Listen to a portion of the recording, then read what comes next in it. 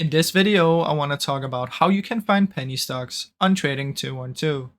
Now, since there's no filter to search for penny stocks, what we can do is come over here and then simply select any market or just any of these. You can also choose trending, top winners, top losers. And once you're inside of here, you will be able to see the current price of these. So you can look top losers right now, top winners. You'll be able to see their price and you can check if there's any penny stocks. You can also simply just go into any of these. So let's go to just anything. Let's do, it was a footwear one, I think.